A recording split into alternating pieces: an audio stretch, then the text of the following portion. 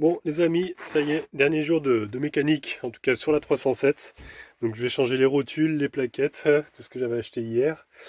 Remonter le pare-choc, nettoyer les feux aussi avec le produit, tout ça. Donc voilà, c'est ce qu'on va faire aujourd'hui.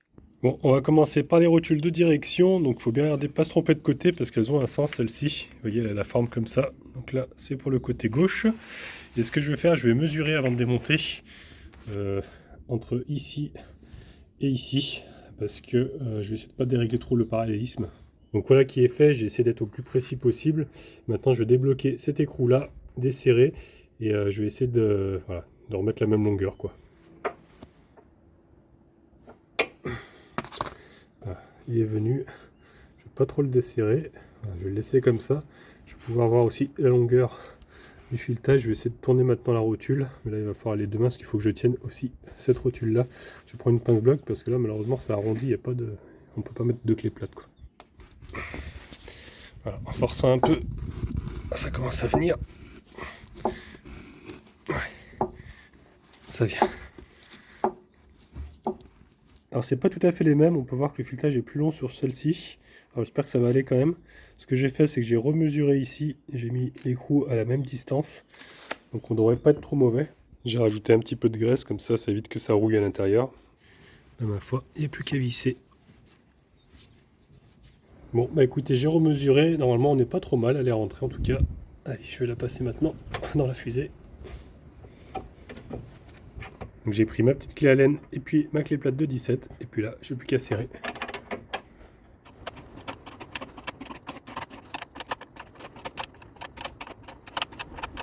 Maintenant, je vais mettre la biellette de bar stab.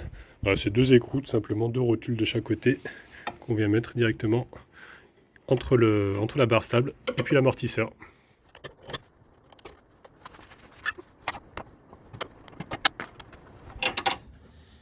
Voilà, bien serré. Impeccable. Voilà, bah le côté gauche c'est bon, il ne me reste plus que les plaquettes à faire, mais je vais d'abord terminer l'autre côté, faire la même chose, rotule et biellette de bar stab.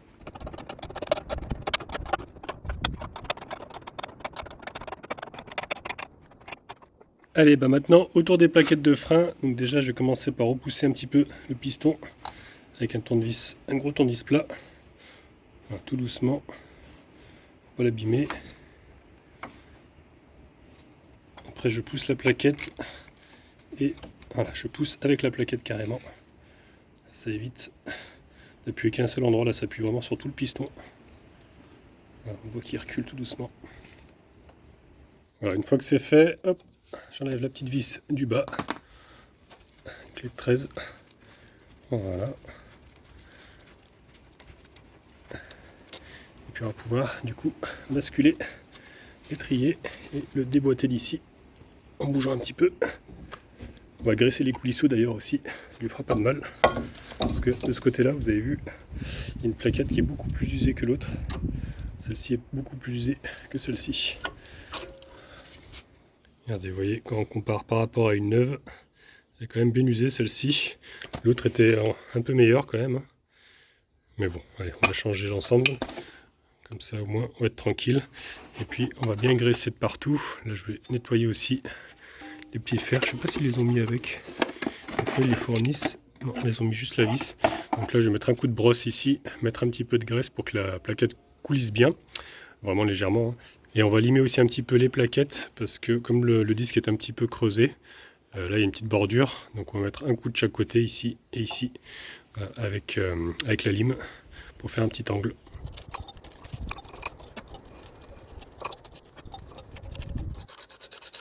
Voilà. Pas trop en faire non plus, parce qu'elles sont neuves, mais juste assez pour pas que le disque touche, sinon ça risque de faire du bruit après. Ça va siffler. Vous voyez, à peu près comme ça, j'ai cassé l'arête. Comme ça, au moins, quand on le met, regardez. Voilà, à ce niveau-là, ça touche plus. Voilà, la petite bordure là. Voilà, j'ai sorti le coulisseau, et du coup je l'ai graissé. Il y a juste à tirer dessus pour le sortir. Voilà. Comme ça, là, il va bien fonctionner. Faut que ça revienne comme ça. En fait, ça évite que la plaquette reste en continu plaquée contre le disque en fait. Il faut que je renquille le soufflet correctement. J'en mets un petit peu ici, en haut aussi, un petit peu de partout. Après j'essuierai le disque bien sûr. Et je peux mettre maintenant du coup les plaquettes. Voilà, tout simplement.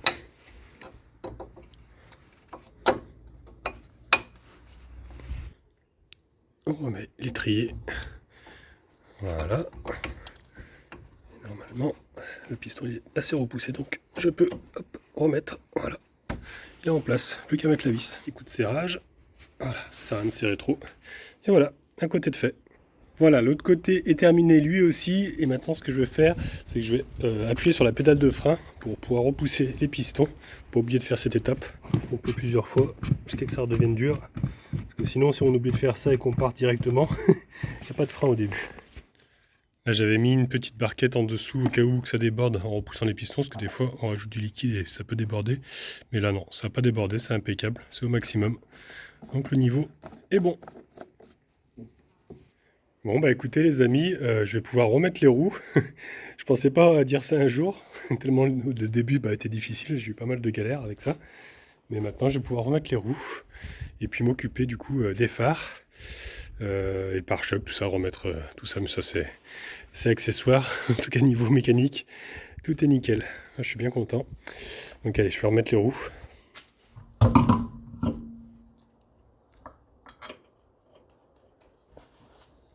vais graisser un petit peu les écrous aussi.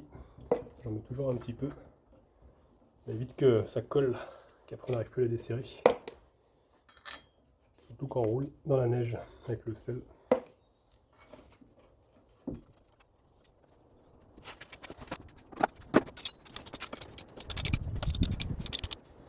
Ouais, je suis en train de me dire, j'aurais peut-être dû mettre les garde-boue quand même avant. Ouais, je crois que je vais mettre les garde-boue avant de mettre les roues, ce serait peut-être plus logique. Je suis pas sûr qu'ils passent.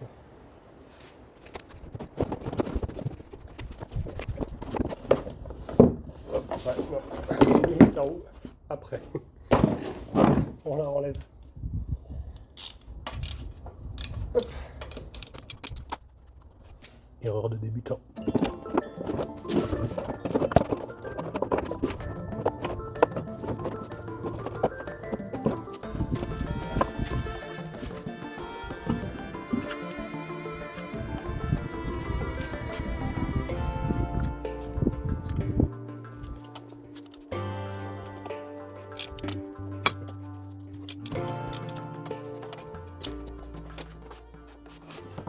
Bon bah ça y est, les deux roues sont montées avec les garde-boue. Impeccable, ça commence à ressembler un peu plus à une voiture. Voilà, il me reste encore maintenant le pare-choc, hein, il n'y a plus que ça, et puis les phares. Donc je vais m'occuper déjà des phares, vu qu'ils sont démontés, pour les nettoyer correctement. Et pour passer le produit que j'ai acheté, là, les petites lingettes, on va faire ça. Donc vous voyez, il est complètement terne. Ce que je vais faire, je vais commencer par le nettoyer déjà avec du savon, là, le liquide vaisselle. Je vais bien frotter pour bien qu'il soit propre, et ensuite je vais mettre le produit. Donc on verra vraiment si ça change ou pas, mais je pense que là il n'est pas trop attaqué, donc ça devrait le faire.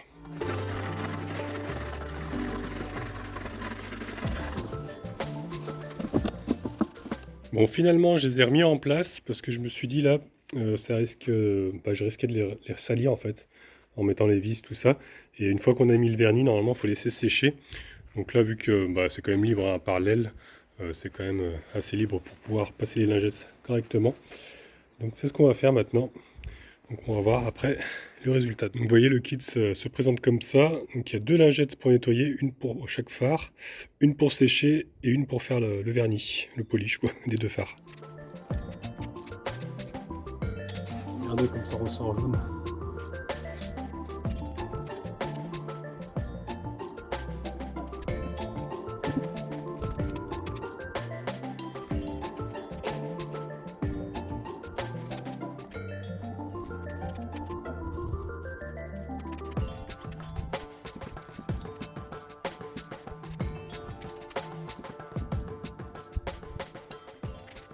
Bon bah écoutez, je crois qu'il n'y a pas photo, hein. Regardez. C'est franchement impeccable. Donc là le vernis est encore frais, je vais laisser bien sécher. Normalement ça devrait rester comme ça. Là, ça n'a vraiment plus rien à voir. Ouais, c'est très très brillant. Le produit sent assez fort. J'aurais dû mettre des gants peut-être, ça aurait été peut-être mieux. Mais non, le résultat est là, franchement. Ouais, sacrée différence.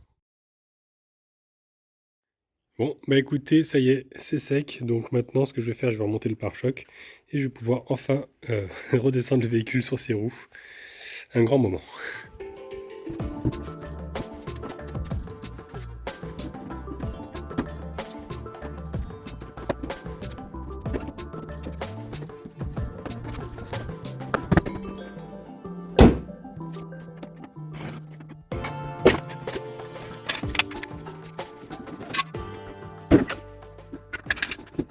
Voilà les amis, c'est officiel.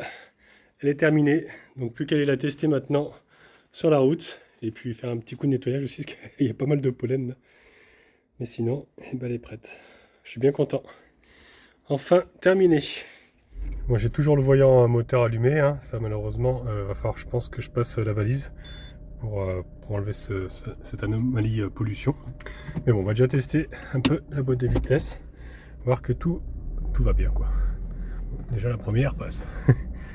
Bon écoutez, je roule pas trop vite pour le moment, je suis en rodage, je suis en train de freiner aussi pour roder les freins. Pour le moment, ça a l'air d'aller. Je suis en 3ème vitesse, ça passe nickel. Donc là je suis sur une petite route, après je vais essayer à haute vitesse. Mais là pour le moment, je suis occupé à freiner un petit peu pour, voilà, pour que les plaquettes se fassent au disque. Allez, on va prendre un petit peu de vitesse. Hop. Je vais passer la 4ème, impeccable. Et on va passer la 5ème. Toutes les vitesses passent. C'est déjà pas mal. Non bah écoutez, il a une bonne reprise. Franchement, voilà, c'est nickel. J'ai l'impression que ça va bien en tout cas. Donc bon, on va voir pour ce voyant moteur. Avec Christian, on a vu aussi qu'il y a quelques lumières qui ne fonctionnent pas. Voilà, 2-3 petites bricoles. La 110, elle tremble un peu, mais je crois que c'est un problème d'équilibrage elle a mis des pneus d'occasion et je pense que les pneus sont un peu déformés aussi. Du coup, ça tremble un petit peu à 110, mais sinon, il n'y a aucun bruit suspect là. J'ai l'impression que tout va bien. Bon, bah me voilà de retour. Franchement, je suis bien content. Regardez, Christian est occupé à allumer le barbecue. Je crois que ce soir, on va se faire un petit barbecue. Voilà, pour fêter ça. Bon, bah écoutez, on est plutôt pas mal là, franchement. Hein? Il y a pire. Il y a pire. J'ai déjà dit Bah ouais. il y a pire. Donc, bah, santé à vous. À la vôtre. Santé à Idriss, santé aux abonnés d'Idriss. Et puis, à bientôt. À bientôt. Qui veulent venir. Oui. Et notamment, je pense à quelqu'un, un breton, qui m'a promis d'amener une bouteille de whisky. Oui. Je l'attends. J'ai lu ça dans les commentaires. Je sais que tu l'as lu. Alors, je ne le connais pas, mais plus si affinité, comme on dit. Hein? Bon les amis, c'est le grand jour. On va emmener la voiture d'abord au garage pour essayer d'enlever donc ce voyant moteur qui est bas. Oh, on le voit pas à l'écran, c'est marrant. Pourtant, ah ça y est, il est bien éclairé selon le soleil. Donc voilà, on va essayer de l'emmener déjà effacer le défaut et ensuite, contrôle technique. Voilà, en espérant que le voyant ne se rallume pas. Là, j'ai mis un produit nettoyant injecteur et puis j'ai mis le plein de 98. Donc, on verra bien voilà, si ça s'efface ou pas. C'est trop marrant avec l'écran, ça s'efface à chaque fois. Donc, croisons les doigts que tout se passe bien. Ça y est, nous y sommes. J'ai préparé voilà, le petit cas, je l'ai enlevé pour la prise ODB. Comme ça, ils vont pouvoir mettre l'appareil parce que moi, je ne l'ai pas. Bon bah écoutez, ça y est, ils ont effacé le voyant moteur. Donc c'était un défaut au niveau des sondes lambda entre les deux calculs de la première et la deuxième. Donc c'est un peu bizarre, je sais pas trop. On verra bien si en roulant il se rallume ou pas. Parce que le moteur tourne super bien, alors je sais pas trop.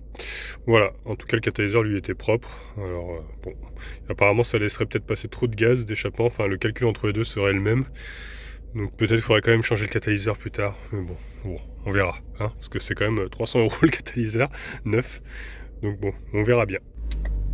Donc maintenant, direction le contrôle technique.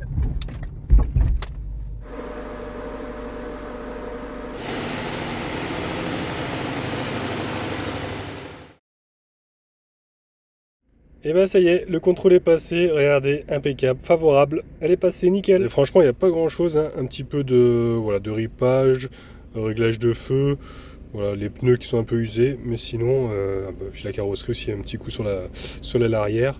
Mais il n'y a pas grand chose, hein. Franchement, je suis bien content. Donc je vais pouvoir lui ramener la voiture, et puis voilà, c'est terminé cet épisode de 307. Je vais pouvoir récupérer ma ZX. Et voilà, il lui ramenait ça. Comme ça, je verrai en même temps mes enfants.